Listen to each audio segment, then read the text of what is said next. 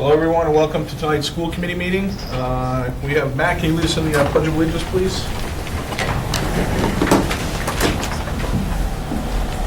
Pledge allegiance to the flag of the United States of America and to the republic for which it stands, one nation, under God, indivisible, with liberty and justice for all.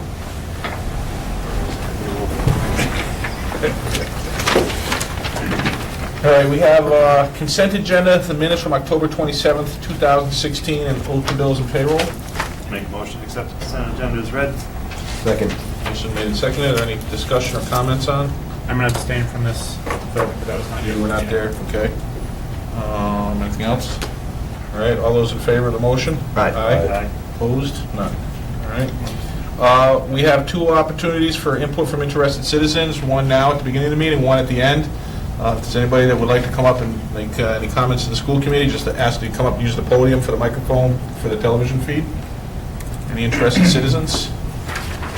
Seeing none. All right, let's move into recognition.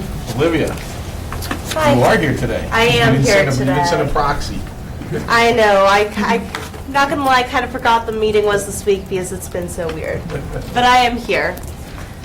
So coming up, Shaker Lane is currently planning its Winterfest. The middle school musical, Raining Cats and Dogs, is coming up fast. Tickets are already on sale at mktix.com. The high school had Sweets and Sweets band fundraiser yesterday. On Monday, the high school had its National Honor Society induction.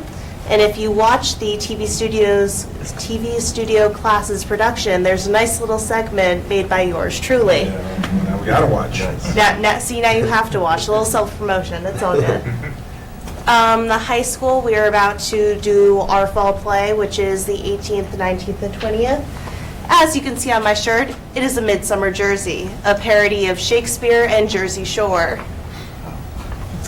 It's highly entertaining. I can see how that could work.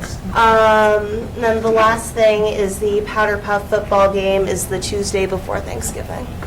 Annual bloodbath. All right, thank you. We should note that she's not only was a reporter Monday night, but she was one of the inductees. I was wondering about that. Very good. Congratulations. That's great. All right, and that actually segues into, we have some recognition for some other academic achievements up at the high school. Dr. Harrington?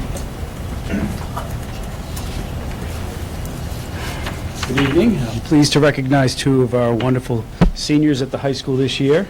And we're going to start with Sujith Naparmish.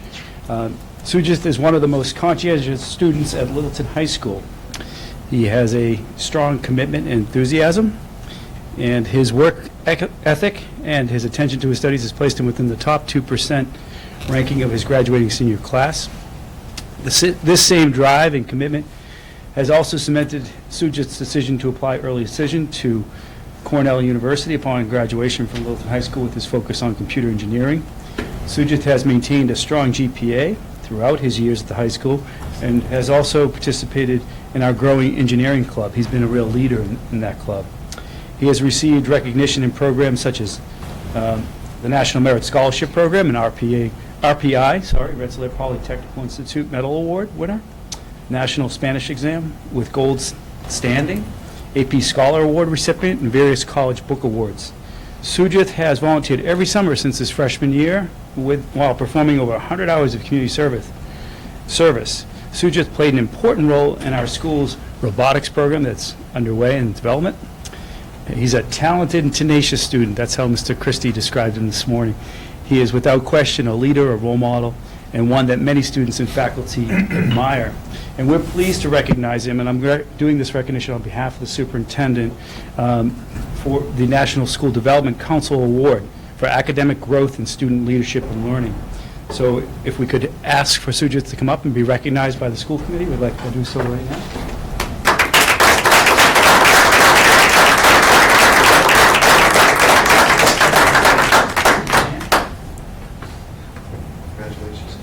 Why don't you do the horseshoe? Okay, walk around, yeah.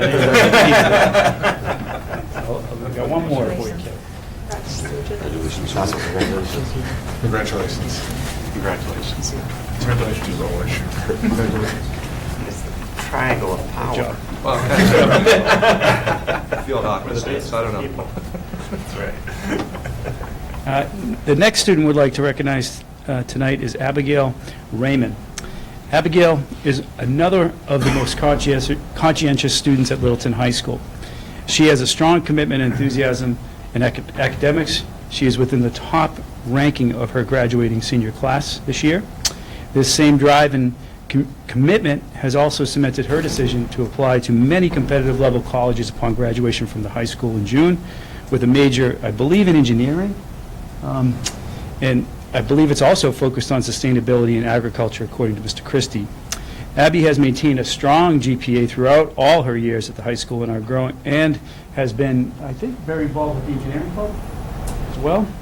She has received recognition in programs, in a number of programs. She's a commended student in the National Merit Scholarship Program, an AP Scholar Award recipient, a Harvard Prize Book Award recipient, as well as the Women in Science and Engineering Commendation. A talented athlete and musician, Abby has also excelled as a soccer, softball, and crew athlete. Abby also participates in our jazz band and has become an avid musician and a key part of our concert and jazz programs. Her dedication to her studies and her expanding intellectual breadth goes above and beyond the traditional student at the high school. She continues to gain the trust of teachers, coaches, and peers, and of course administrators. She is without question a role model and one that many students and faculty admire. And we're pleased to recognize her tonight, and I do this again on behalf of the superintendent. I present her tonight with the National School Development Council's Award for Academic Growth and Student Leadership and Learning, Abigail Raymond. And we could have her.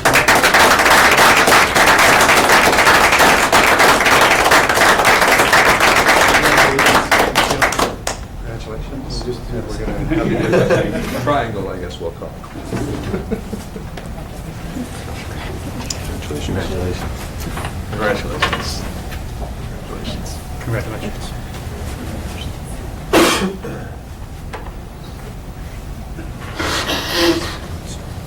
I can't have, or let John have all the fun tonight. So every year, superintendents throughout the state choose students within their district to receive the Academic Excellence Award, which is sponsored by MASS, or the Massachusetts Schools Superintendents Association. This year's recipient, James McDonough, is an outstanding student, excelling in a broad spectrum of subjects throughout his high school years. This award is an accumulation of excellence throughout their high school career. James is a senior this year, of course. James has earned high honors throughout his tenure. His outstanding intellectual capability and curiosity have been recognized and noted by all of his teachers. Enrolled in the most rigorous curriculum at LHS, James has also chosen to supplement his learning at UMass Lowell last year with a nanotechnology engineering course. All of us were able to witness that presentation last year with James and his group. This year, he's taken on a new challenge, taking a course through Johns Hopkins in multivariable calculus, which sounds very interesting. James' contributions to our school community extend well beyond the classroom. He is an active member of our high school band, co-president of the engineering club, a member of the Science Olympiad team, a varsity soccer player, a member of the National Honor Society, and a founding member of the LHS First Robotics team that we've heard a lot about this year. Uniquely, he has also authored the engineering website, archineeringtalk.com. Very impressive. James plans to major in structural engineering next year at one of the several colleges to which he's applied. Folks, please join me in congratulating James McDonough as this year's recipient of the MASS Academic Excellence Award.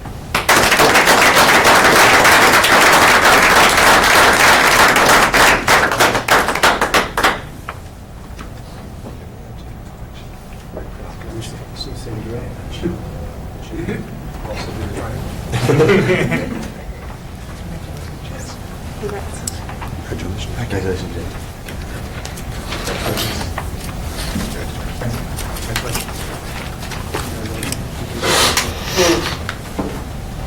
Okay, on behalf of the school committee, we'd like to say congratulations to all you guys. It's really the beginning of that time. This is a little kind of an early prelude to what's going to go on in the spring and as we get towards graduation and stuff. And it's just great to see you guys out here early. There'll be a lot more awards and recognition for you guys and for other scholars at the school, and we look forward to that. You don't have to stay any longer if you don't want to. All right? All right, do we have any other recognition, Mr. Clenchey? You're going to do just a quick acknowledgement of all the athletes and coaches for fall sports. It's hard to believe that it's almost Picture of over. the three together right there. Another couple of weeks, we're going to be into the winter sports season, so also looking forward to that. Fall sports, we've had a great season once again, and there are a few teams that still aren't finished yet, so we're still keeping our fingers crossed. And that's it for acknowledgement. I think we should refer to this triangle as the triangle of power, That's what we agree.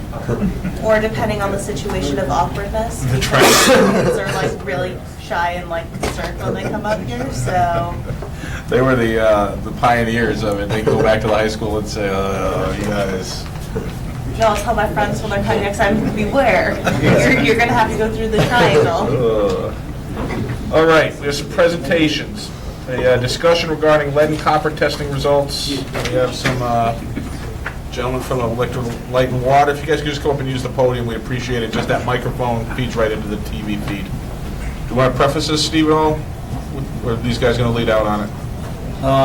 You want me to? Yeah, I can preface it. So, working in conjunction with the Massachusetts DEP and UMass, the state the state enacted a program throughout the state to test water, potable water in all of the schools. We voluntarily signed up and agreed to do the testing. We collected samples on October 12th. Yep. October 12th. We got the results back just last week.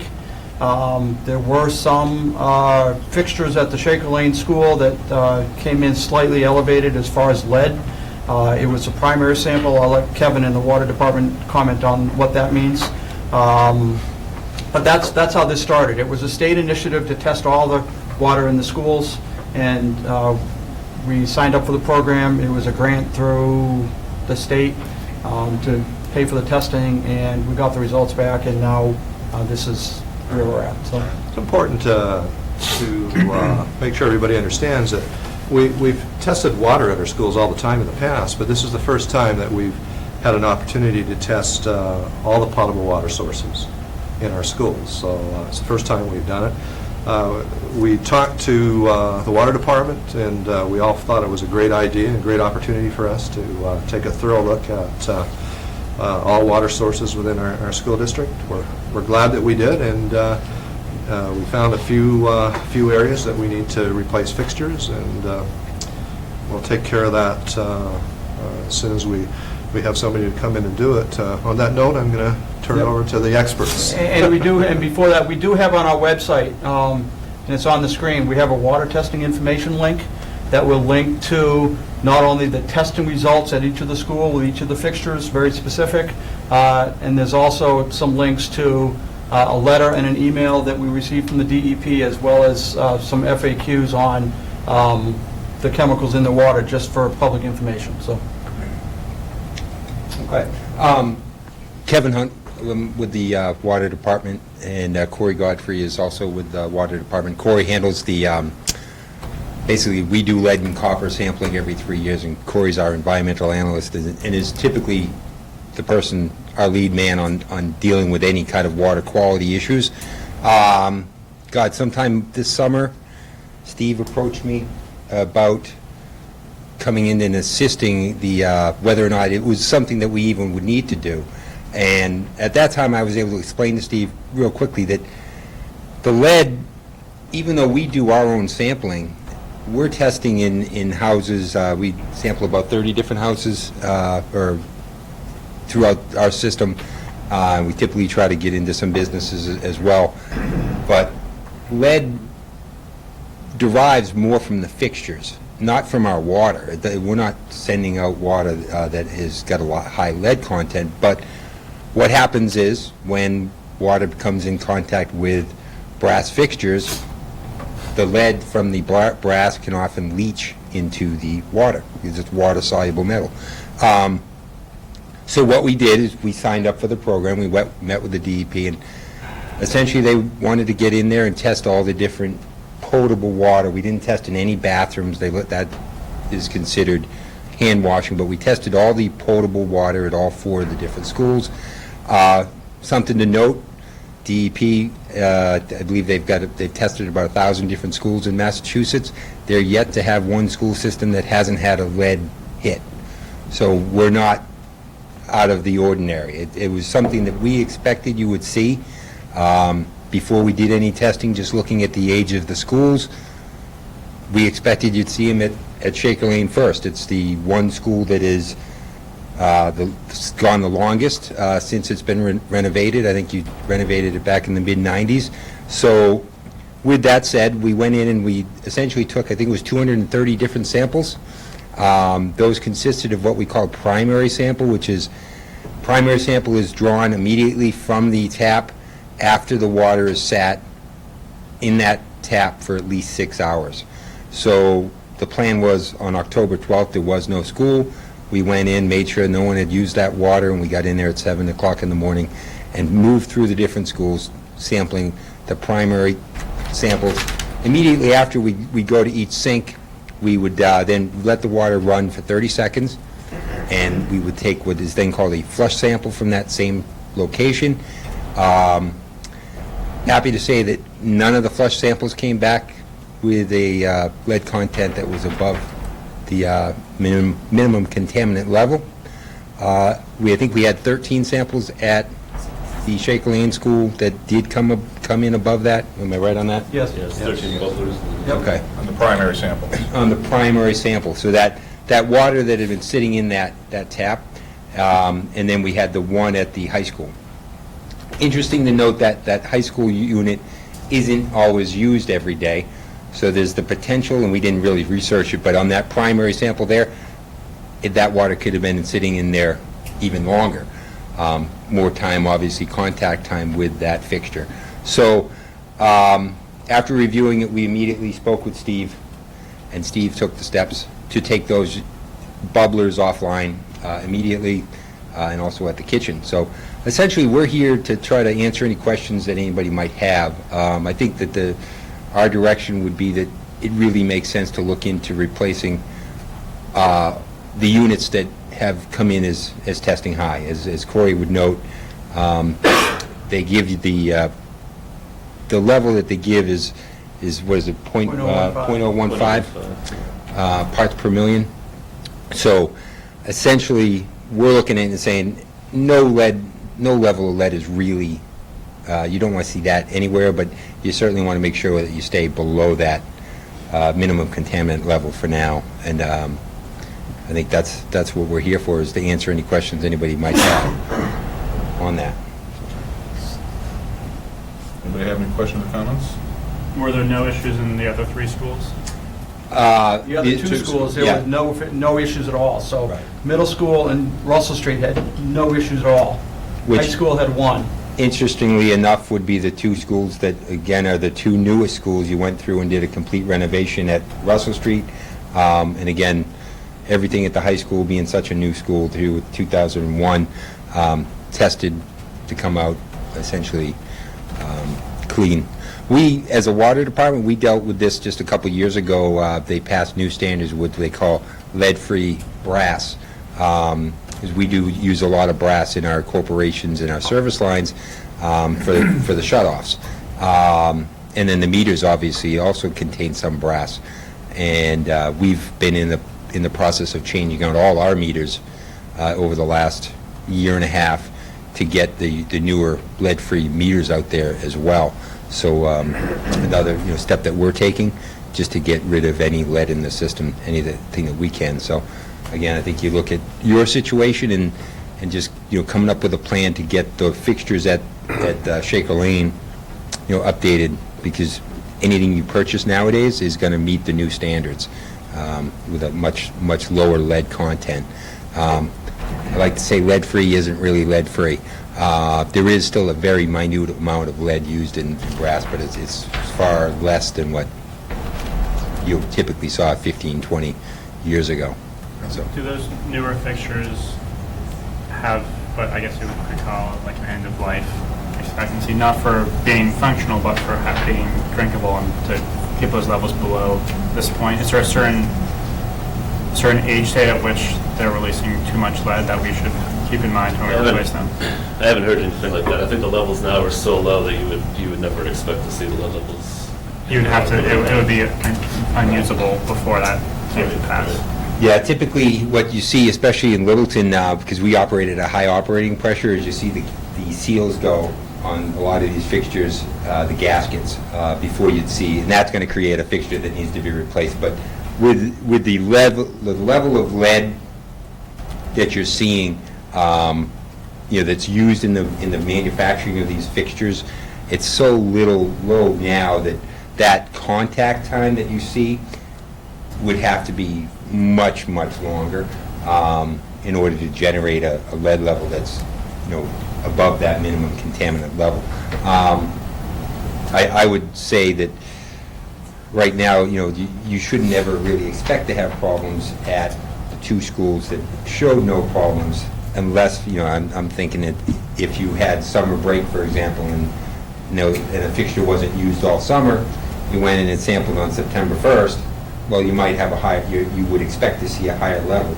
But happy to say, with the primary samples, and the difference between the primary and the flush samples was all the flush samples, once that water's run, you clear that water out pretty quickly. So I would think you're in good shape at the other schools. So students do have access at the Shaker Lane School to drinking water. Obviously, we didn't shut everything down, so I just want to be clear on that. So that was going to be my question. So what happened with the fixtures that did test positive? Are they? We shut them down immediately as soon as we got the results, and we're working with our local plumber to work on options to replace those fixtures, and we're looking at some other school-wide options. So there's no risk to... There's no risk. Everything is shut down at this point in time. None at all. Do we know what the fiscal impact would be on replacing them? Not at this point in time. Financially? We're getting a plumber in to do some pricing, but I've asked the principal to talk to his staff and take a look at, what patterns do we see in the school with our students. A lot of our students are bringing water bottles to school with water. So is this an opportunity to take a look at an archaic way of delivering potable water and maybe looking at water filling stations instead? And we had 2 or 3 of them in the school, took all of those bubblers out, we might be better off. But still waiting for the results of Mr. Faraday's research in that area. Yeah, that's my only comment, would be just to think about what we do before we do it, and not just reflexively replace the fixtures. If we don't think we really have a need for particular fixtures or that many fixtures, and there's an opportunity to centralize, and then we have fewer points of failure for this or any other reason going forward, I think that would be worth doing. If it turns out that this is the right way to do it, then we'll do it. But if we have a chance to consolidate a little bit, then now is the time to take advantage of that opportunity. It's also possible that regulations about how many bubblers you have in a building have changed over the last 20, 30 years or so. I think it's MSBA that spells it out. Obviously, we can do what we want with our own money, provided that it fits into regulations. That might also be something we want to look at if we're saying, well, can we downsize the number of fixtures we have? Checking to make sure we're still in advance with any regulations of that sort. So Mass DEP will publish these results on their website. It was 2 weeks after the release, so sometime in the next week, the results will be published on the Mass DEP website, but we haven't published on our website as well, so. And will we be testing on a regular basis after this, or? Well, we test every 3 years going into, but when we do our copper and lead testing, and depending on how we do it, if we see that we get hits, then our requirements with DEP are that we need to test more often. But we're fortunate, we just completed our latest round of testing and everything came back good, so I don't think we're due for another 3 years. But we certainly can come in and, as the water department, we stepped up to try to assist the school department with this testing, because we're obviously more familiar with it and we're the purveyor of the water. So if you choose to go down the road and you want to do additional testing, we're certainly would step up and lend a hand. What's the intent of the program? Because this was the first time that this, across the state, that this was done. Is the intent to implement a standardized, ongoing, or was this just a one-off that they wanted to see where everybody was? Do we know the answer to that question? I don't know the answer. I know this is the first time in the state that they've done it Right. to this level. Yeah, it's a voluntary program that's been around for a while, and only a small set of schools throughout the state was really doing it, because it can be quite costly if you're doing it every year or every couple of Right. years. But this was an opportunity where the state stepped in with $2 million to fund the sampling throughout the state. So that was why this was a great opportunity to get all of the fixtures in the school district tested. But in some of the information that we've received tonight, you know, it'd be one thing if they're going to put the program in place and it's something that becomes a standard practice across the board, but, you know, you're indicating that newer buildings really isn't something that you typically have to worry about, especially if the water coming in has already been tested, because that's not the issue. It's just really the fixture is the issue. And in modern buildings, it becomes less of a prevalent concern. Then, you know, why would we be spending time and money on something that we can almost guarantee is not going to be a problem once we've rectified it in our older buildings? Now, there's other communities where they have a different landscape that they have to navigate, you know, where they have lots of buildings and lots of older buildings, and maybe they're not able to keep up with it as much, so. I would suspect that this is, the funding was in reaction to the test, the very public test last year of the larger cities that had significant problems because there was no money from the districts to pay for testing. So I suspect that was the motivation in back of It was trying to... reactionary, and also to, to Boston Public Schools, they found certain levels of lead and said, hey, this is something we need to look at more. And went to the state and said, can you help us out? The state said, actually, everyone should be looking at this. And I think it was not with immediate concerns comparable to Flint, Michigan, but with that certainly in everyone's mind. And then seeing levels in Boston that they didn't like, I said, let's do it. But I do think it can be a... One of the things, again, I have kids that go to school in Littleton as well, and obviously the same, you want to be proactive in doing the testing, and this is a great step that, you know, the money that DEP put forward. Just a couple things about Flint, Michigan, and our system. First of all, your schools are all fed. There's no schools out there on a well, which the pH in Flint, Michigan was what caused so much of that lead to leach into the water. We treat our water, we make sure we monitor the pH, and we keep it at a level that is much less corrosive. So that's something that, you know, we have going for us here in town. That you have a water department that is, you know, again, treating that water ahead of time, making sure the pH is proper before it gets to those fixtures, making it much less corrosive. Now you're in a situation, as Mike pointed out, that these schools are all, again, pretty new. We're very fortunate to have three schools, that, you know, two brand new schools, and one school that was just completely renovated. So, as expected, most of our tests were at Shaker Lane. I think we did 65 different tests at that one school. So, I think, well, 65 locations at that one school. So you see that we expected we'd see them there, and that's where we got them. I would concentrate my efforts, if I was in your shoes, on trying to take some steps to get those fixtures upgraded, or going down the road of, you know, doing some water filling stations. One of the things that we preach now is conservation, and bubblers versus water bottle filling stations is, you know, bubblers tend to waste a lot more water. So it's something that you may look, I would certainly put the time in to do the research, but it's something that you may want to look into doing. I agree. All right.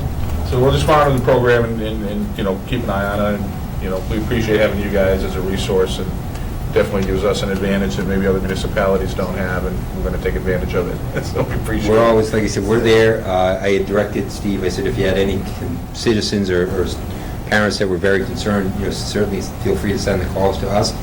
I'm happy to say we haven't gotten any. But we'll, you know, if you have any questions, we'll certainly, you know, answer any questions people would have. One question, it's not a school, is there resources for homeowners to request water tests for maybe if some people have older houses? I'll let you talk to Corey up there.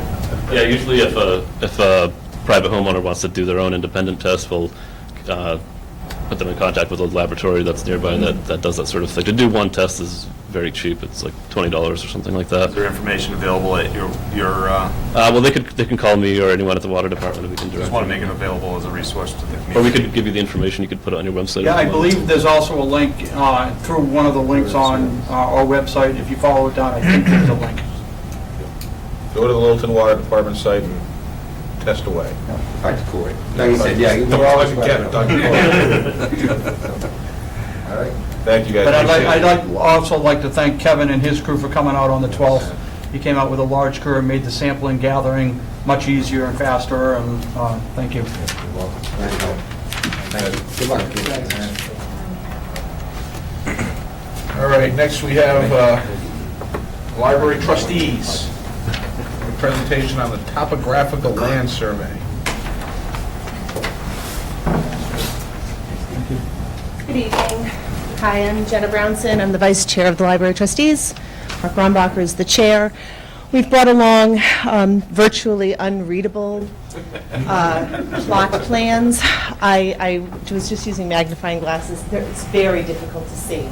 Apart from the border of the parcel that we are asking the school committee to declare as excess for school purposes so that it can go into either the dominion and control of the library trustees, or if you feel more comfortable with first having the Board of Selectmen be the middle board to receive it and then transfer it to us. What we need for the purposes of the application is your meeting minutes showing a vote that you have declared it excess for school committee purposes, or for school purposes. So it's you can see the only like sort of thick line there is it's sort of an inverted boat. Well, an inverted. There you go. Thank you, whoever has the mouse. And if you look at the tennis courts, which are at the bottom there, if you remember, at one point, one of our proposed sites was on the tennis courts, and for various reasons, that was decided not a feasible location. But if you recall, the tennis courts themselves were, in essence, the footprint of the new building. So while there's this large 3.4-acre parcel, the actual building will only be about the size of the tennis courts. So if you can sort of cut those up and move them in your mind, they'll be going right around, wow, pretty good, right around where the mouse is. So it will not at all interfere with the baseball field, which is to the left top corner there. It also will have no obstructions with respect to any wetlands or anything. Those are set back, and that's why we're here, is to ask for your vote and answer any questions from this unreadable plot plan. So, Daryl, where does this fit in with, like, we have, like, other pieces of the property, correct, that are technically under our purview and probably shouldn't be, you know, Yeah.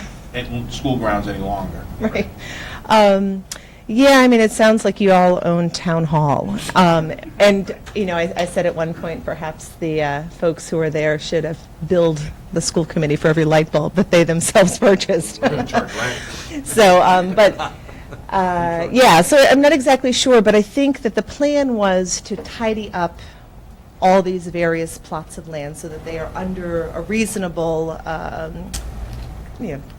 control of whomever should really be administrating that Right. space. And, you know, if you look at the, you're not going to see it. The general notes here says the property lines shown herein are approximately shown and are based on plans and deeds recorded at the Middlesex South District Registry of Deeds.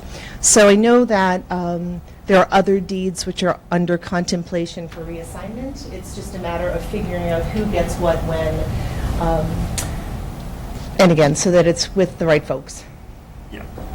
So I still think it needs to be cleaned up properly so that we can actually, I don't know how we formally declare something against a plan that's not some kind of documented plan that can be filed with somebody. Because as town council went through the 100 years worth of deeds there, he had to trace back through every town meeting vote that validated the transfer of the property.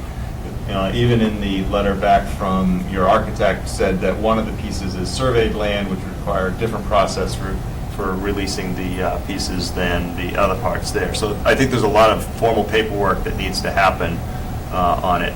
That's why I don't know what we'd vote. This is not it's not a plan that's registered against, meets and bounds or other Sure. markers that can be formally declared surplus. I mean, we can declare our intent to release that property That's what we upon would be final asking survey. you to do. And it's but- not only that, I'm sorry to interrupt, it's not only that, it's also conditional on whether we, as a town, decide to build a library. We're not going to know whether we receive the monies until the summertime, next summer, and we're not going to really know where we fall in line in order until sometime in the next 3.5 years. So it could very well be the case that the land could be reassigned to the library trustees, and at some point, the vote might be a down vote, which means that it would revert back to whomever then is the most reasonable body to hold it. So procedurally, before January, we need the parcel declared as available to the library. In May, we will be going to town meeting and asking the town to declare the site as acceptable to the library. So in May, I think the goal was originally to have the entire parcel cleaned up on who owns the library, right? So for the January, we just need basically the motion that says, yeah, you can use it, right? And in May, we'll actually need something more formal, right? So do you have, is there a proposed motion for us? Did Keith give one to you, or? I didn't get one. I'm fashioning one right now. Okay, because, What are we calling this? I think it would be appropriately titled the 3.4 acre slope site behind Town Hall. So, as another point, one of the things that the library has to do is get this appraised. So we're in the process of getting the land appraised because we get money back from the state. Based on, we have to get 3 appraisals, and they pick the middle one, and we get a percentage back from that. So, one of the reasons the site is larger than it actually, needs to be for the footprint of the library is because we'll get more money back from the state. Also, for clarification, that squiggly worm thing on the top is the current access road. That's the dirt path, or dirt gravel path that heads over towards the snowfields. So the other part, Oh, sure, yeah. So the other part that, again, I think I'd be more comfortable of us releasing it to the selectmen, Yeah. because the parking lot for Town Hall is in this parcel, and I'm not sure we should release it directly to. That's fine, they've already assured us Well, that they no, will. I mean, just procedure-wise, so that we just sort of get things in a way I that specifically put that in there. So. did that. Wouldn't want those spots to be taken up by folks. Can you read it? Motion to something the school committee. Oh, motion to indicate. Right, to indicate our intention. Yeah, I think indicating our intention to release, I think I'm comfortable with. Okay. Formally To the releasing Board of it, Selectmen. yeah, is, we need the, the formal documentation.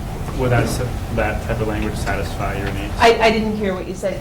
I didn't hear the whole motion. So the motion the intent of the school committee to release the 3.4 acre slope site behind Town Hall to the Board of Selectmen for the purpose of potentially Using it as a little site for the library? Yeah, okay. How about conditionally instead of potentially? Yeah, conditionally instead of Conditionally. potentially would be fine. Okay. And there will be conditions attached when the documentation is Yeah. formalized with respect to all the other moving parts and deeds and lines and such. So that motion wouldn't be, I think our intent is not to release Correct. this with that vote, but I Correct. get without knowing the motion out loud, it sounds like we are stating our intent to. No, indication of intent. It's an indication. So the motion would be the school committee is We're indicating that we intend to our release it intent. We're intending to the Board of Selectmen. I'm just trying to give you guys what you Yeah. need today. Sure, so, But also to make sure that we have enough room to go through the process without having, jump the gun, so to speak. So what does the indicate add to the motion? That we haven't done it yet, that we're just indicating that we will do it if If the it. intent indicates that you're, Well, that's- haven't done it Well, I'm either. trying, it's semantical, it surely is. I agree 100%. Is it do we I'm- say I'm open to it. I'm open to conditionally- suggestions to conditional edits. upon something? Are there some conditions that we're putting in this for when we would do that? It just seems like a fine motion to say that we're stating that one day in the future we will be doing this thing. I'm not disagreeing, I don't have the words. But a motion of intent isn't a commitment. So if you do a motion of intent, it means that if all the, at this point in time, perceived conditions are met, then I just you would anticipate, proceed. when you use the word intent, I expect there to be some sort of conditions afterwards. We intend to do this if, or when, or, Right. but, Well, that's implied in when we put to say the potential site for library. If they decide that they're going to put a trampoline park in there, it's no longer valid, because the motion says for a library. Well, if you're going to release your control to the selectmen Right. in this motion, then my suspicion is that their motion will then have the conditional language with respect Exactly. That's to. kind of why we want to give. So I don't know if it's Right. possible for you to say the 3.4 acre slope site, we make a motion to release the school committee's control of this site to the control of the Board of Selectmen. And then when we go to them, that they would put the conditional language of, well, you can only have it if the town votes for a library, and you can only have it after we've cleared up all the other issues with respect to property ownership. I mean, just to simplify it, to say, you know what, we're not gonna have it, they can have it. I mean, you could make it conditional to the Board of Selectmen, I suppose, that if things fail, they revert it back to you. is there? But I think it's hard for you to, structurally or procedurally, for you to make a motion to release it to the Board of Selectmen, depending on what might happen with the library, that they should hold the library's feet to the fire with respect to additional conditions, or maybe you release it to them conditional on, Town meeting approval. right, something as simple as that. Does this need to be done tonight? Because it seems like there are implications. This seems like the one type of motion that we've had in a long time that could use finessing, and I'm wondering, is there urgency to doing it tonight versus We need it by January. you need it by? We need, when we submit the grant, to have clearance, or conditional clearance on using it. Right, we can certainly get that done. What? You need it in minutes at a. Yeah, they need a voted motion. We need a voted motion that we can use the site conditional on whatever conditions you We're want going to to meet throw in. again. Why don't we try to craft a Yeah, I thought, legitimate motion that placates our concerns, Sure. gives you what you need, and. Because we're talking about releasing ownership rights beyond just control, right? I'm not sure I want to use the word control because we're releasing. Bergman was going to give us draft language, and I hadn't seen it I haven't seen it either. Right. So I didn't come to this meeting either with any expectation. I hadn't seen this map before. I had no expectation. You can't see it now. And I still can't see it, right. So unless there's opposition. Actually, your house is included in this. So unless there's opposition, I'd prefer just to wait and make sure we have language that, because there's legal implications to what we're doing rather than just saying for the grant purposes. I know that's like the goal, but. And we can get there, we'll definitely get there, that's not the Yeah, issue. it's not a lack of desire to Right. to Sure, no, to do it. we've It's never just gotten that- the sense. And I understand that with, land, it's a pretty big deal, and it needs to be in writing, any sort of transfer of ownership of land or transfer of Well, control no, of especially with the land. school, transferring the school to the school department and out of the school department is a very formal process. Sure. That's the thing, right. What we would like to do almost doesn't matter. It's what we have to do. Okay, And so... and also, looking out for you all, I know that the grant language, for me, it seems like they're being pretty flexible with the language just being in the minutes, but we would hate for it to get to the point where you're applying for a grant and they say, this only says that the school committee intends to do it, Yeah, but, right. Okay. it may be better for you all too, just So- to get it done the right way. Would you then advise that we go to the authority through the Mass Board of Library Commissioners and say, what sort of language would you like to That would see? help. That would be sufficient? Yeah, that would probably be. Yeah. Because explain to them that we're trying to clean up the, I mean, you have a chicken That's and a good egg. idea. You don't want to do your Right. surveys and your formal things until you are further in the process, but Right. Do you know if Sam talked to them about specific language? I don't know if we have specific Okay, language, all right. but we can work on that. And I don't know if town council is going to want specific language Right, to that's be... what I think. I think the if best we thing have to their do is to, recommendation and then. right, Okay. work the parties. So why don't we do this? We'll go back to the Board of Library Commissioners and say, I'm sure this sort of thing's happened in the past. Correct. What language have you used? Yeah. We'll submit that to town council, And then you for come town back- council to finesse for your comfort level. I'd be, I'd And be then- happy to make a motion that says that the school committee intends to release this land upon recommendation from town council That's like and. getting pre-engaged. Yeah, You really don't need to do that. if there's any sense of urgency, but I think we might as well just wait for. Okay. All right. We certainly have meetings, come to any of those, but if we get under the gun, we can always call a special meeting and get a quorum. We don't want you to call it. I know, but I'm just Yeah, offering that. okay, thank you, alternative appreciate if that, we but- need it. I don't think we're going to need it. I think we'll be fine. Right, and is this your only meeting in November? Yes. Yes. Okay, all right. So your first meeting in December is? The 8th. The 8th? And then we have December 22nd as well.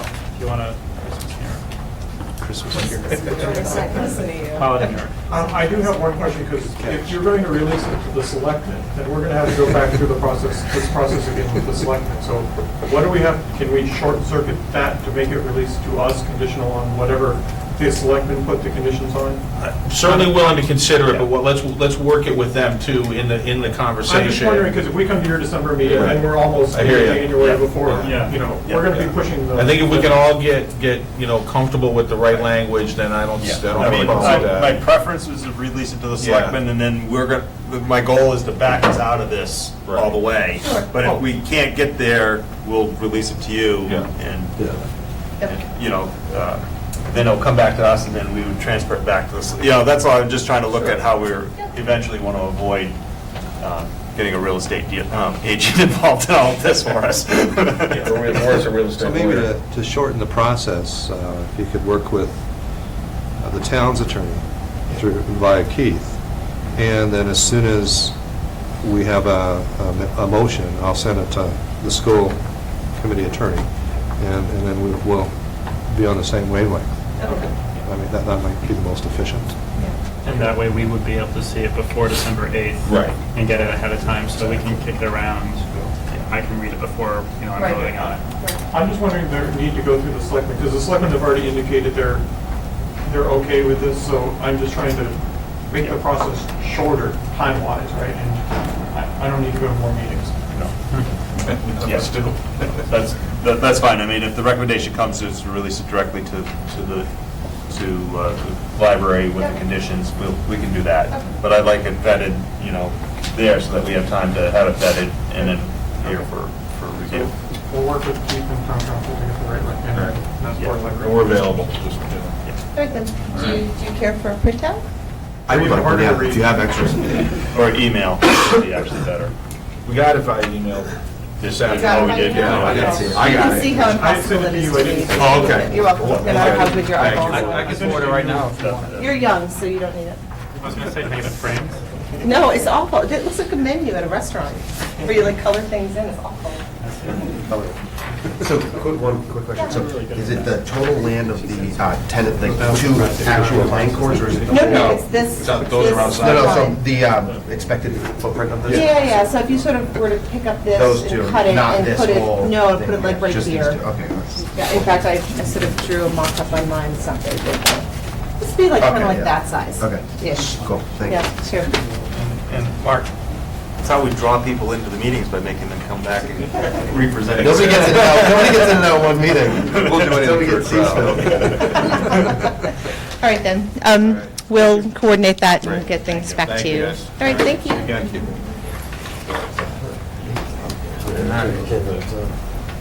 We have a NWEA map assessment update. Dr. Jamie. Family? Agenda deck. It's mine now.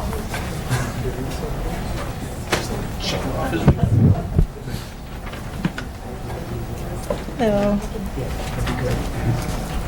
I'm here tonight to give you an update on some of the main features of the NWEA MAP, Measures of Academic Progress tests, what the testing experience is like for students, aspects and scheduling of the test administration in Littleton, and how we use the data and resources for instruction. NWEA is a large not-for-profit organization. You see, it's been established for over 40 years, and partners, so is the verb that they use, with school districts in terms of offering their testing services in many schools across the states. This slide shows you some basic features of the measures of academic progress assessments before we get into a deeper dive on some of the features. But it's important just for parents, the community, school committee to realize they're interim assessments, they're web-based. We'll be talking more about what computer adaptive means. They're grade level independent. You can think of them as one long test of standards that's aligned to standards from a very introductory level to a more complex level. Continuing with an explanation of the key features of the MAP assessments, what's important from our perspective about these features is it provides real-time data on student mastery and achievement on standards-based content. Each of the questions is independent of enrolled grade level, but is connected to key academic standards. And because of the adaptive nature of the test, it identifies the instructional level for each student. So once that instructional level, where the students' skills are, it helps to target. We use that word a lot in education. It helps to target instructions and intervention to those strengths and weaknesses. I give you an idea of what the MAP test experience is like if your students have come home and talked about it. In terms of being web-based, they're taken on a computer, Chromebook, or iPad. For the younger students, the MAP for primary grades, there's audio instruction, so it's support for non-readers.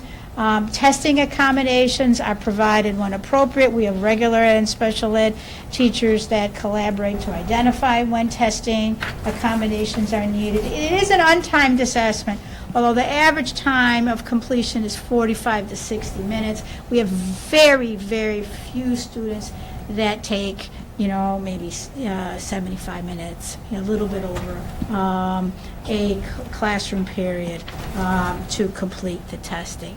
We've talked a lot, the superintendent and I and the administrators talk a lot about the term computer adaptive. So I want to give you an idea of what that means for a test to be an adaptive test. Essentially, each test that a student takes is a different test. And that test is going to be different from the test that the student sitting next to them takes. There's a bank of questions. And, oh no, Kelly, I got it. Oh. Believe it or not. This time I can do it. The questions adapt to each student's instructional level, and it's based on their responses. So, Microphone. oh, so sorry. Okay, so I can do one piece of equipment, but then I forget about the other one. All righty then, back to the microphone. Okay, so anyway, You can take it out if you want. No, I don't want to be, I'm not Perry Como. At the outset, okay, a computer asks what the computer thinks is a grade level, basic grade level baseline question. So then the student answers it, and then the difficulty of the subsequent test items, there's this huge bank of test items, is based on the student's response. As a student answers correctly, the questions will ratchet up and become more difficult. If a student answers incorrectly, the questions become easier. The students are not expected to get every question correct. And that's something for them, that's also a test-taking, an important aspect of the test-taking, because they're not supposed to sit there and, perseverate over whether they're answering a question. Quick question. Mhm. Do they know if they got it right or wrong, or they No. just... So, okay. No. And is the algorithm just responding to the accuracy of the response, or how fast they answer? Not how fast, the accuracy. All right. Okay, and you'll see later, that's an important question. It's actually just for the educators, the teachers, to take a look at the time on the test.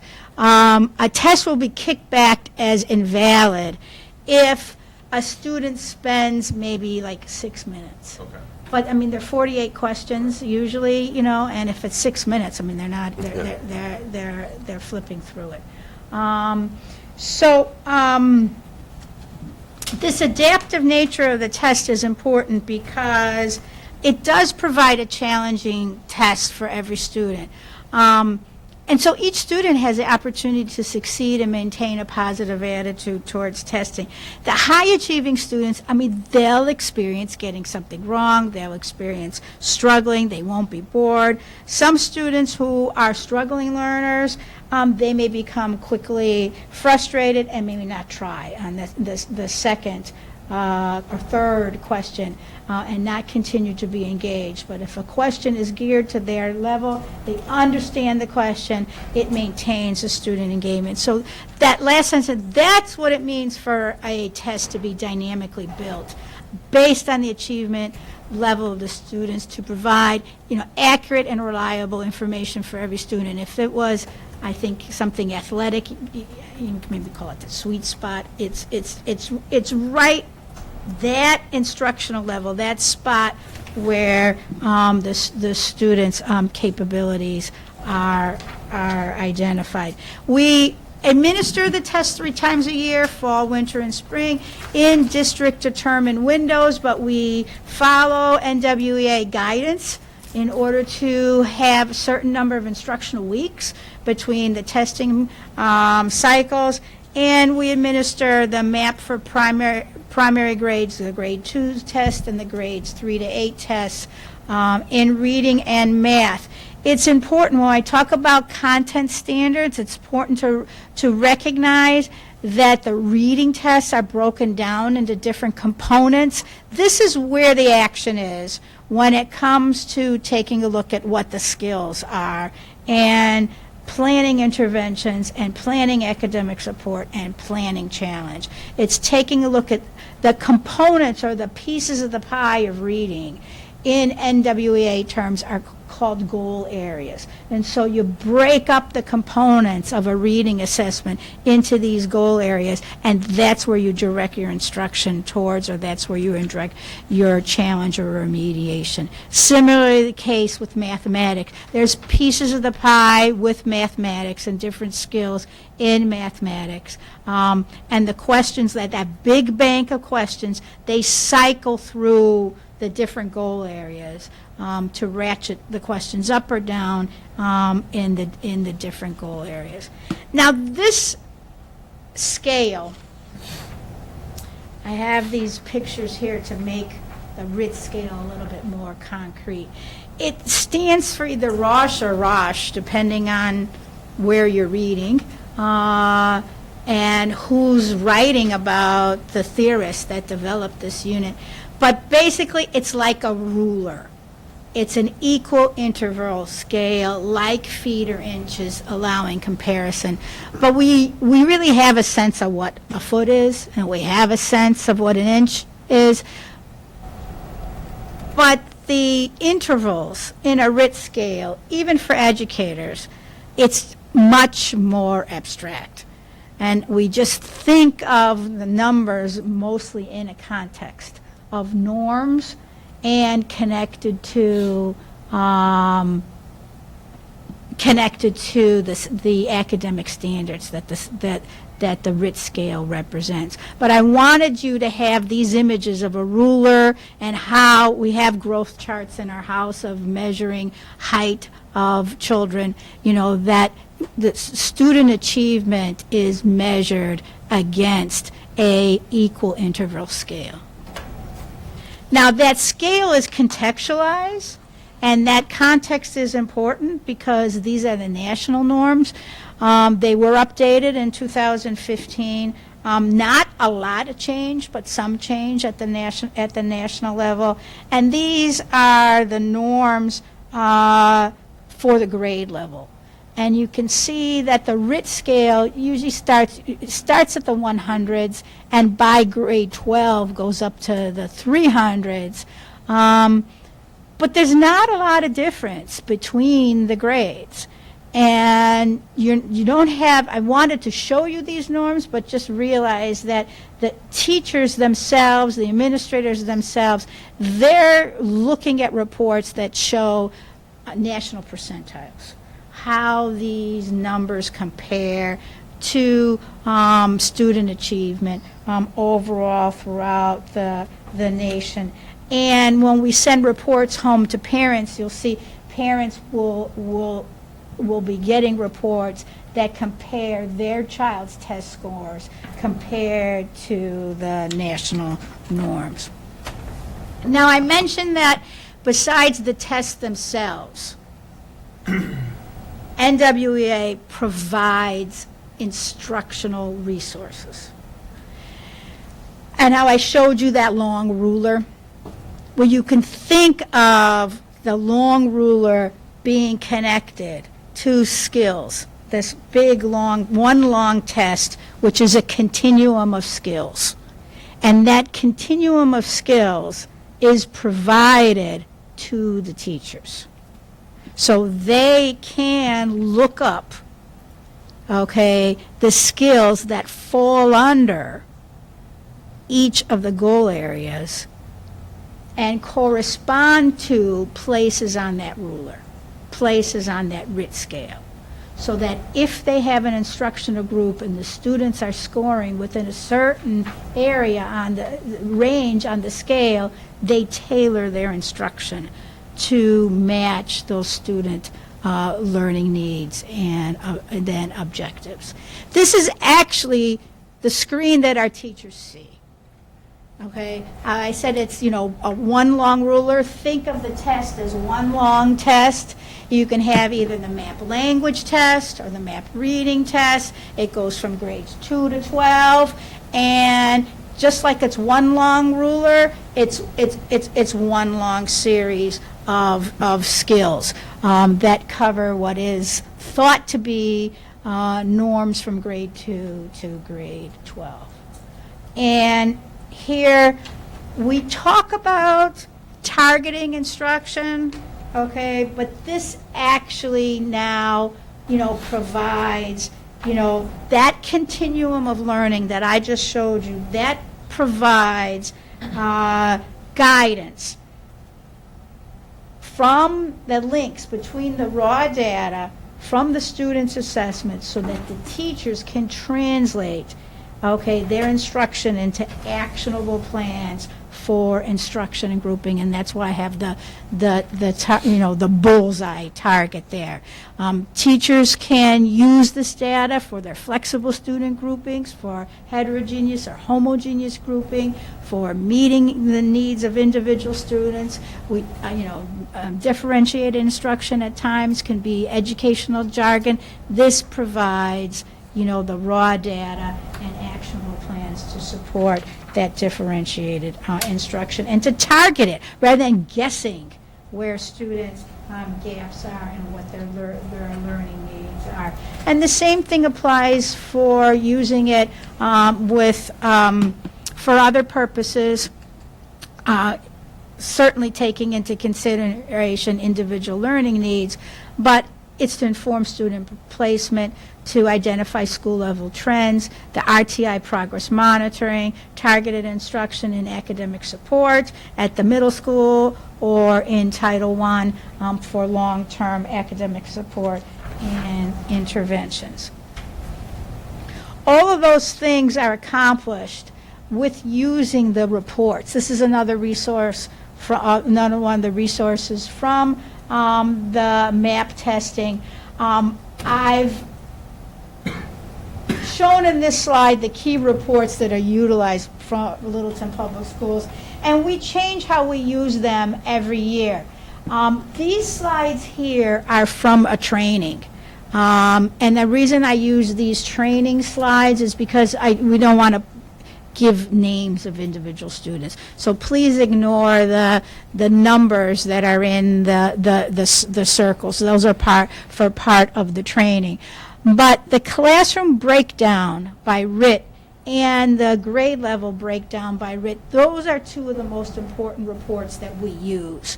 You see the color-coded bands, those are the quintiles. It divides student achievement overall and in the goal areas by quintiles, from low to high, and we want teachers to take a look at the overall trends in their classroom or in the grade level as a whole. As part of this report, the classroom report and the grade level report, it breaks down, it gives the name of every single student. Mr. Fontanelli, you asked about test duration. You see test duration is there. If there's a flag, their teachers look at that. If they're in a conference with parents and they're talking about, we're concerned about this area or that, and the test duration is 10 minutes or 20, you wonder whether the student gave the best effort or not. Teachers pay attention to that.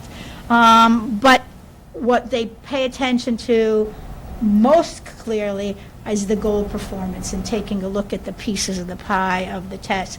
Our reports come back with font enhancement. There's bold and there's italics. Italics may be an area of concern. Bold and underline would be area of strength. And the same thing happens when we have grade level data meetings or when the instructional support specialists take a look at overall patterns or the administrators print the reports. I like this test a lot. We're using this report a lot. This is an actual Littleton report. This is the district summary report. What it does, now that we have a few test administrations under our belt, it provides an aggregate overview of the RIT scores, the general goal performance for each test administration by grade level. So it gives us an idea, how we're doing throughout every year of our test administration. We're beginning to use some of the growth reports more than we had in our, as we were just getting our feet wet in our initial testing periods. The scatter plots are important. Each of those squares, this time it shows reading. We could do a scatter plot for math. We can do a scatter plot for each test we give. What is expected in terms of the NWEA norms is that if 50% of your students are meeting their projected growth for a year, you're doing well. It's not expected usually that more than 50. So if teachers got a report and they say, oh my gosh, only 50, doesn't mean they're not doing well. We're beginning to take a look at these in a little bit more detail. And if you see, this is grade 6 reading. There's a lot more squares in the high achievement, on the high achievement side of the graph. And we were not terribly concerned that you have about equal numbers of students having high growth. and versus low growth, because that's what NWEA expects. This is the student progress report. In this year's report, unlike last year's report, this is actually a Littleton report. I just, we don't have the student's name, but it shows their test scores compared to the district norms and compared to national norms for each testing period. And there's also, parents also get a quick reference form that explains to them what the, different important aspects of the report. And as I said to you earlier, RIT scores seem very abstract. It's not something I can say, 3 points means this, or 4 points means this. We take a look at the aggregates each year. We take a look at the mean scores for each grade level at the end of the year's testing time. So this is the highlights in elementary reading for last year, and you can see that overall in each of the grades we are far above the national norm. That's not as critical to us as taking a look at the areas of strength within the parts of reading that are the strongest areas, working on those, and then taking a look at areas of that may need a little bit more work, or are not as strong as the other goal areas. We did this for elementary reading. Then we look at the components and the aggregate comparisons for elementary math. There was not much change from year to year in terms of the specific goal areas changing, and we emphasize, and it does reflect other testing. We take a look at it, not in a vacuum. Similarly, at the middle school, our students are above the national norms again in all 3 grade levels. And last year, as in this year, informational text is an area that we're emphasizing. And with math, operations and algebraic thinking were areas that we needed to bolster grades 6 and 7, and then it could be developmental, it kicks in, and then the geometry tends to loom as more difficult. And these patterns here for the grade level inform the instructional groups and the emphasis much more than the individual student reports. This guides emphasis for teachers at each grade level in their whole class instruction. Okay. And then this year, the administration and interventionists participated. We had 2 professional development sessions. They were consultations, a phone conference and a meeting. Principal Temple and I and the interventionist from Russell Street met with the NWA regional consultant. The superintendent and I are going to have a follow-up report on the growth reports and the learning continuum. And you're utilizing the learning continuum much more than we have in previous years. And we're continuing to use the MAP data in the data analysis school-based meetings that all 3 of the principals, grades 2 to 8, have talked to you about.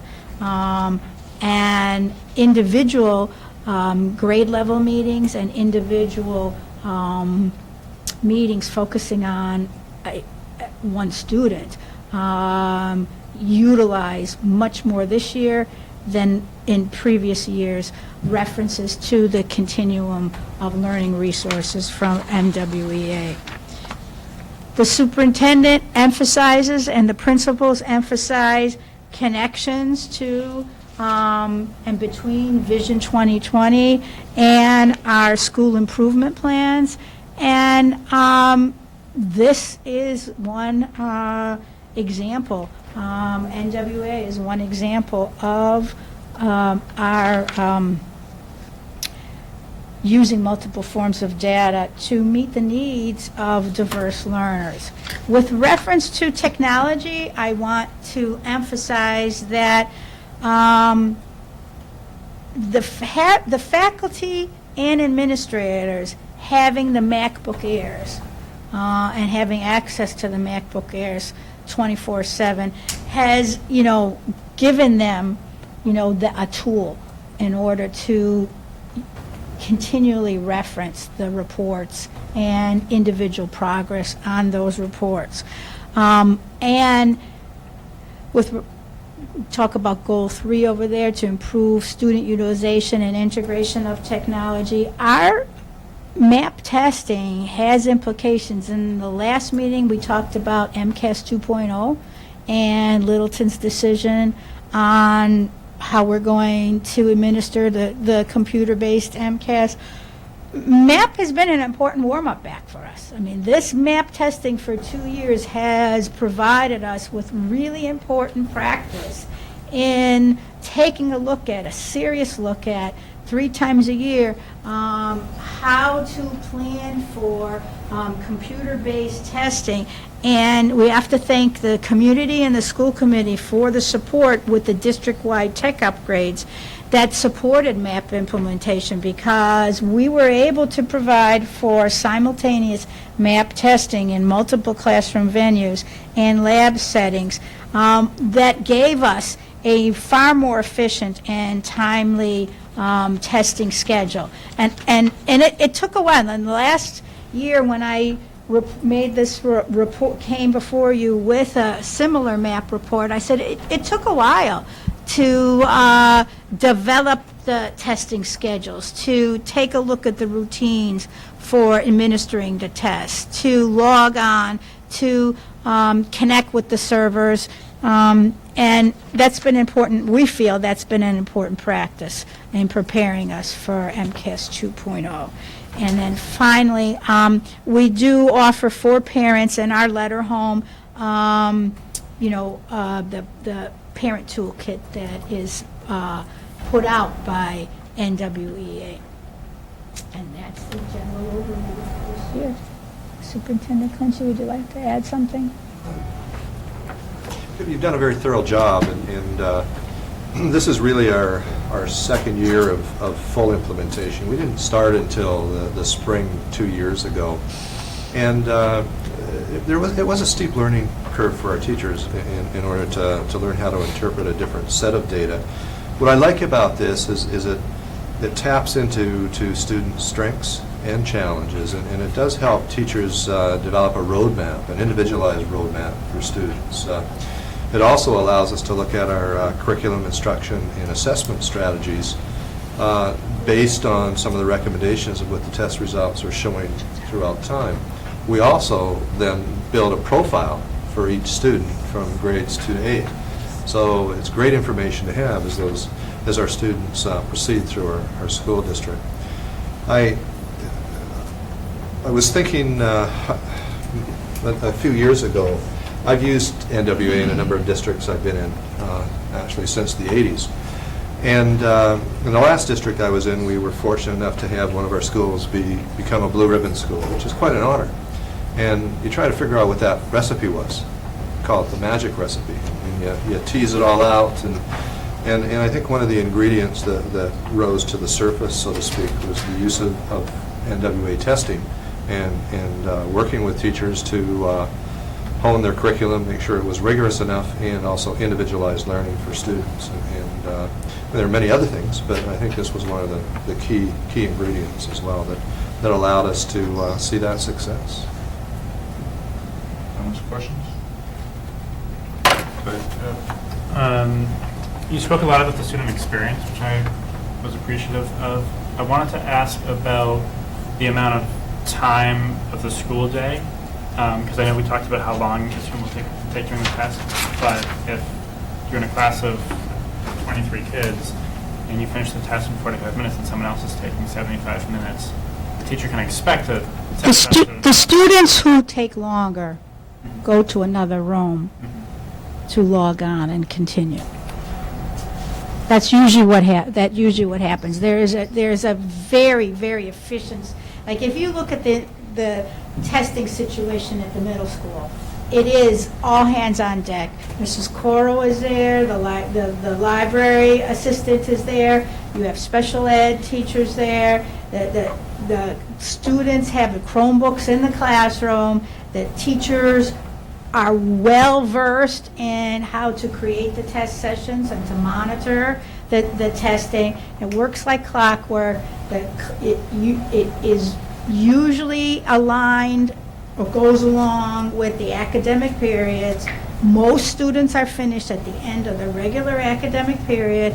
If they're not, then they go upstairs to the Library Media Center where there's a bank, that computer lab, and they continue there. And do these tests often take the place where possible of like an end of semester or end of unit chapter or test? No. So it's new time spent on testing. It's other time spent on testing, but we have felt when we made the decision to go to the MAP assessments rather than the assessments we had before, filling in by hand the grade and GMAE, were the tests that we utilized about 10 years ago when I started in the district. These actually take less time to administer than those. I really don't feel that time on testing is an issue within this district. We're very project-based in a lot of our subject areas. I've never once had to sit down with the leadership team. We've always watched it and made sure that we were balancing, but I've never had a feeling as an educational leader that we were over-testing our kids. It's an interesting evolution. So you used to test there's two reasons to test. One is to assess, the other one is to give a grade, right? I mean, that's how we typically measure our students. We give them a grade on a test or a paper, and they accumulate the grades, and then we give them a final grade.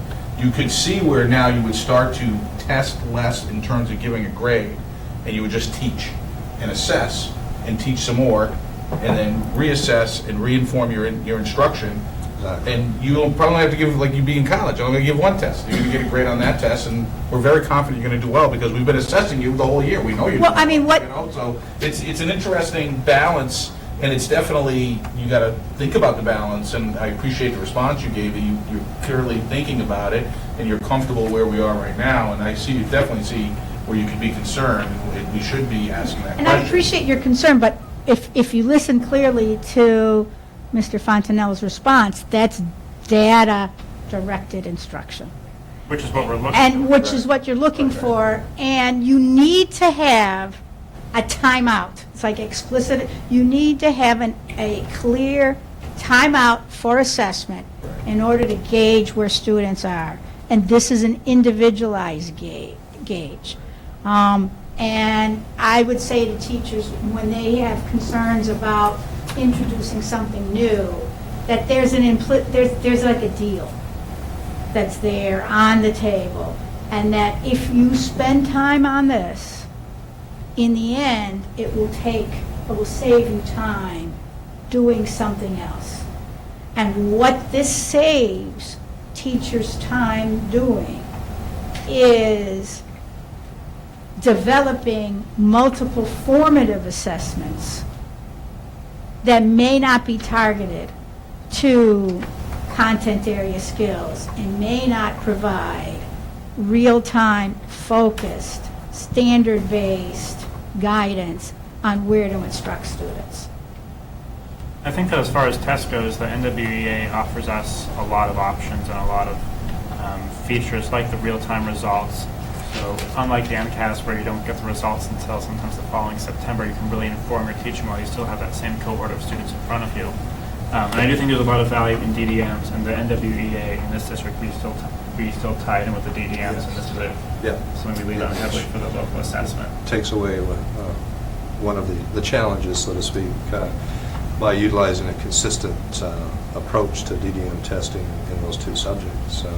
You notice we stop at grade 8, and you know I'm an advocate of adaptive testing, but when we looked at the high school profiles in terms of testing, we felt that adding NWEA to the high school would have been too intrusive.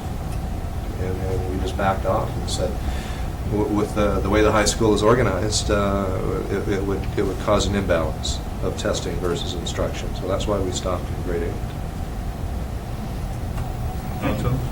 Daryl? I had 5 jotted down. You just made me scratch off 3 of them as we went along, so very good. They were good questions. Good answers. We were going for 4, but so one is more like on chart 28. If you could just flip back just a few here. Okay. Not looking for an explanation, but this one here struck me as a little different. If you look at the mean RIT here, it's pretty straight across all 3 grades, where pretty much in every other case it typically increases by grade level. Is that telling us something? No, we saw I'm not that. looking for the We specific did. explanation. I looked at that because there were times when I was looking at the reading that the 6th grade scores and the 8th grade scores were very, very close together. But then that it made me go back to the RIT scales themselves, and there's other 2015 norms and further guidance that you can get from NWEA. And when you look at the score ranges in the upper grades, the bands get closer and closer and closer, and there's not a lot of point differences within the grades from fall to spring. That's why I said to you, it's just hard. I know what an inch is and I know what a foot is, but it's very hard to know what a couple points look like or mean, educationally speaking, or from an instructional standpoint, on the RIT scale. So de facto, what we end up using more than just a look at the numbers, and if a student made their projected growth or not, we look at the skills that correspond to a range of skills. And so far, that's what we've been doing. This creates some interesting discussions, because in general our students are performing very high, and then the discussions are at what point in time do they hit that plateau within a grade span, and we don't have any black and white answers, but it does facilitate some really great discussions. One thing we obviously ask ourselves, is this an area in terms of our high-achieving students that we still need to take a look at, and how do we offer other opportunities for our kids to jump higher? But you have to remember, your point system stops at 300, which is college. But I mean, that was a very good question, and it was because of a detailed reading on your part, because there was only like a 1-point spread between the 3 grades. Yeah, and that's why I'm wondering is in terms of what does that mean, and then I think you touched on it with are we adjusted throughout the whole spectrum of students at that point? And I just look at that. Then the other one, and maybe you touched it on in the intention of the DDMs, but is this also used in terms of helping the teachers identify? I don't know what the granularity is, but differences between classroom teachers in terms of identifying strengths and weaknesses, and where we might need to improve instructional practices across our cohort of teachers here, not necessarily as a formal evaluation tool, but as a team, core strengthening process. What it does, Daryl, is it allows. I speak K-5 now, then I'll go into middle school, but in K-5, it allows our grade teams, our subject teams, to really look at these things and then set group goals together, and take a look at what do they need to do to change some of their instructional strategies or their curricular resources, and perhaps assessment strategies to move forward in those identified areas. You've heard us talk about moving schools forward is not only looking internally, but it's looking around at what other schools are doing. So we do identify other schools. This year, K-5 representatives will be going out to one or two newly identified blue ribbon schools within the state, taking a look at what they're doing and comparing them to our own practices. So it does, you're right, it serves as a professional learning experience for our staff to really be reflective and I'm going to add the word critical of what they're doing within their classrooms. Could I take a stab at your question? I think how I understood your question, underlying your expectation, is a notion of what are our expectations for teachers. And how I would answer that is if we see certain grade level patterns of those grade level strengths, grade level weaknesses, and we plot out what's going on. That's why we use those two reports that I showed you, the grade level breakdown and the classroom breakdown. And we take a look at those at a grade level and see, okay, what are the trends? What are the quintiles? You know, the lowest 20%, where are they scoring? Average, high. What do those scores look like for the grade level? And then what do those scores look like for each classroom teacher? And then there's the discussion with each teacher about, okay, here's where we can ratchet up the instruction of, vis-a-vis informational text or geometry or algebra and operations. So it's not so much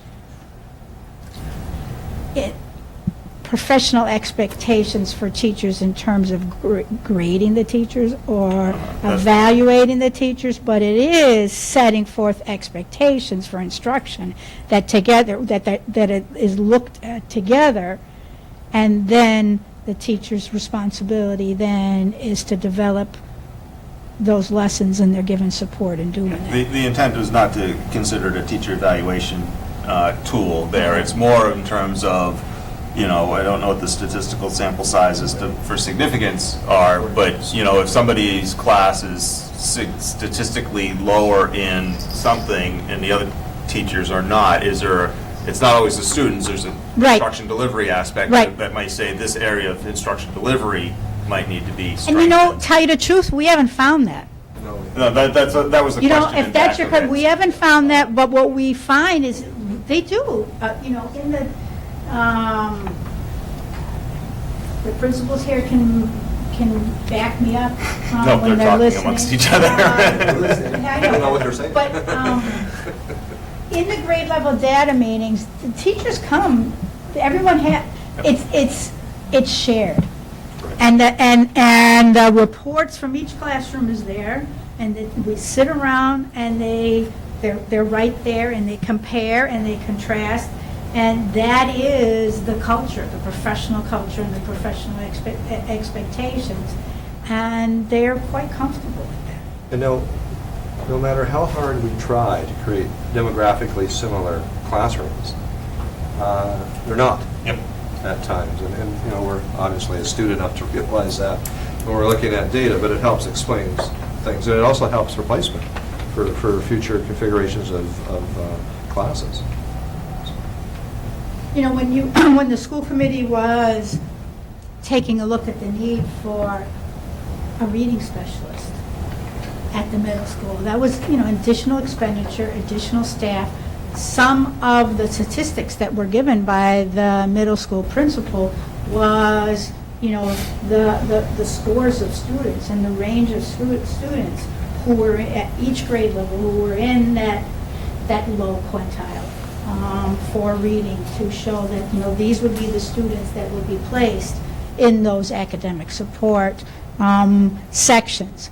And there's, like with Title I at the elementary level, we utilize this with Title I placement and placement with the academic support at the middle school. There's an issue of equity there, okay, because those interventions, those academic support programs then are targeted towards the students who in fact need them. hope that answered your Yep, no, I just wanted to just explore just a little bit. Thank you. Mike? All set. Thank you for the Yeah. presentation. Yep, I'm good. Thank you. Thanks, Jerry. All right. Takes us into new business. We have a financial update. Yep, you have in your packet a year-to-date expenditure through October. So again, we're on track where we should be. We're 25% of the way through the fiscal year. We expended approximately 23% of the appropriated funds, so we're on track. You know, we're watching we're watching sped tuitions, we're watching the custodial overtime, we're watching, you know, some of those other areas that we just monitor and track throughout the year just to make sure we stay on track. But so far, there's no indication that there's any problems at this point in time. So the couple of cost centers that we've gone beyond 25%, that's intentional or whatever, there's no concerns for those? Yeah, there's no concerns. A lot of times we're, if you look at, say, transportation, we're above that because we prepaid a big chunk of the case special ed transportation. They bill us twice a year. So that's what that is. Great. Thanks, Steve. Annual school district report? Item 2, we have our reports back from the printers. I sent you drafts about 4 or 5 weeks ago, I believe now. The report's on our website. We'll be delivering copies to the town administrator to circulate to the Board of Selectmen and the FinCom. And we've already given a copy of the report to all of our teaching staff. And I will also be tweeting it out. I just wanted to bring it here officially first before I did that. So we're getting the word out, and my wish is that the community members will look to our report and join us in our celebrations of our accomplishments last year. Take a look at that, too. All right, this is our second opportunity for interested citizens. Seeing none. Going to subcommittee reports, PMBC. Let's see, nothing new to report from last meeting. The last meeting of PMBC, we went through the plans. I think PMC delivered a letter to the Board of Selectmen and AFRAC on just their observations from the plan there. And I think also based on the email I saw, we're going to get a call for facility budget recommendations for capital budget recommendations. I think I saw a cut of something in my email there. So, yeah. Actually, leads us right into the budget subcommittee. So, right, the first thing that we're trying to get done is our capital plan. We have a list. It's not prioritized. We will submit it to us. What we're going to do is we're going to give the town finance admin team the total. It's a long list. We know we're not going to get all of it, but it's a way of showing year by year where our capital needs are. But we do want to look at it from a PMBC perspective to see if there's anything on the list that would be covered by that list that we could pull off before we formally submit it. I think process-wise, I think it's a little undefined. I think I'd be probably trying to make a recommendation of which items we cover under the facilities maintenance versus the regular capital, you know, to try to balance that out. Yeah. Would you want to do that here or with PMBC? What I'd probably do is I haven't had a chance to review the draft there. I might take a pass through that and reply back to, I'll reply back to you so it doesn't start a conversation with my recommendations on. Right. So what we would like to do is get that resolved. We'll submit the overall number to Bonnie, but then we'll take a look at the list and prioritize, or make sure that we're taking comment from the admin team, and then submit it as a list instead of just a number to the town finance team, and then go from there. So one thing I would like us to be thinking about, and I know we're so busy getting everything done for the thing here, is if we could maybe look at trying to calendarize some of that over the next couple of years there, so that one of the things that I think I'd like to, it seems sometimes in the fall town meeting timeframe, there may be available additional capital funds, but the way we've done our list, we don't have that look ahead in terms of what things that might be appropriate to try to request at a fall availability meeting there on it, so that we can try to keep those sequencing through, and that might draw some of the requests off of what might come up at the Maytown meeting. That's a good idea. Type of thing there. That's So a good idea. I think it would just help us, again, in that theme of trying to get ahead of the process there. So just something to, for us to think about. And like I said, I know that we're pretty pressed for time on getting everything done, but that trying to get ahead of it is I think, going to be an important part. We can certainly do that. One of our challenges, Daryl, is really trying to figure out the role that the PMBC is playing in the capital replacement plan. And we were discussing that at our last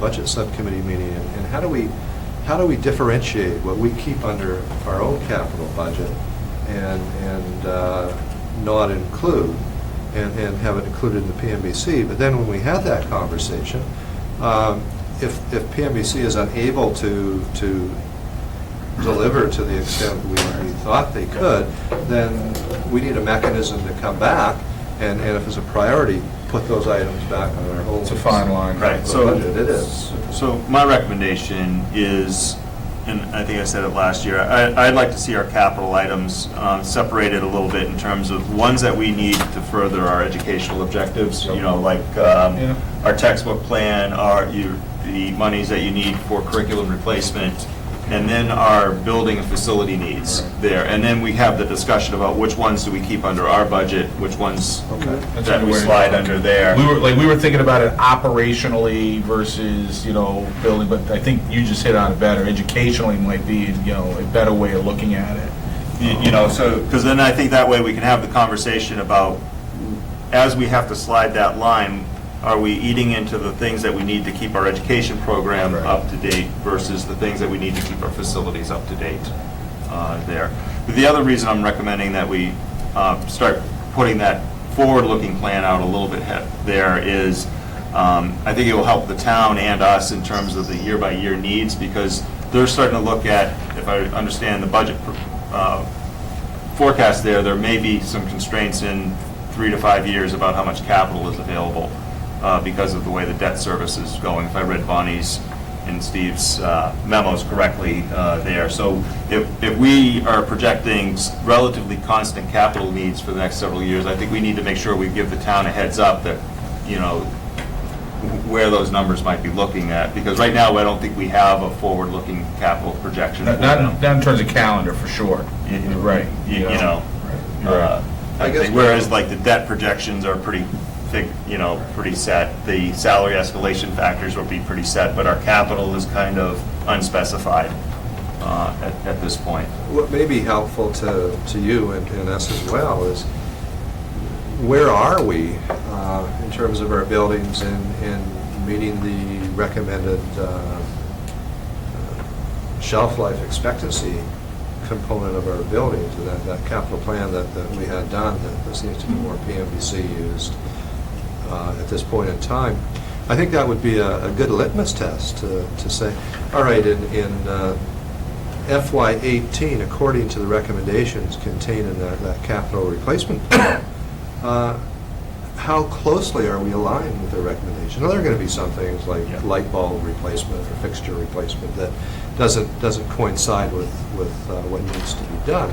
But there are other areas, rug replacement, fixture replacement, that it would just be interesting. Are we 50% or 80%, or because that really is going to dictate our needs as we move forward.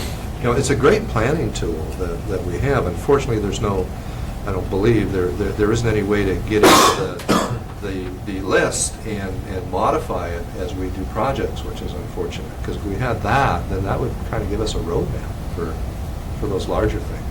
So I think that might have been what the desire and thought behind that original study is, but I think as we looked at the granularity of the detail varied so much in it that I don't know if it really served the usefulness that we were getting out of that there, because I think that the first year there was almost a trap of some things that were slated for life cycle replacement, but in reality weren't at end of life when you went to actually into the building to replace it, and that caused us to get into this as like, well, you know, which one of these items here, and they varied in price from these $500 items to $25,000 items, so I don't know if it helped us.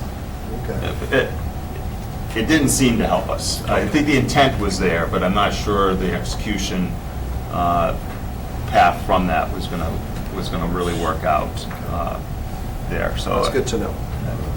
On it there. So I think We're we're looking for ending facility up. manager.